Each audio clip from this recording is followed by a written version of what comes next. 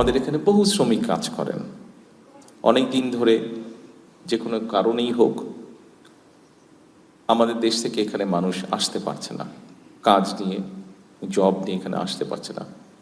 একটি সমস্যা হয়তো তৈরি হয়ে আছে, আমরা তাদের সাথে আলোচনা করব ওনাদের সাথে যে এই সমস্যাটা আমরা কিভাবে কাটিয়ে উঠতে পারি। অনেকেই বিভিন্নভাবে এই দেশের আটকে আছেন, দেশে ফিরতে পারছেন না। আমরা চেষ্টা করব এই মানুষগুলোকে কিভাবে এখান থেকে মুক্ত করা যায়, অন্তত ওনাদের সাথে আলোচনা করব যে পরবর্তীতে যারা আসবে শ্রমিক, ওনাদেরকেও আমরা চাইছি শুধু যাতে অদক্ষ শ্রমিক না আসে, দক্ষ শ্রমিক যেতে আছে দেশ থেকে।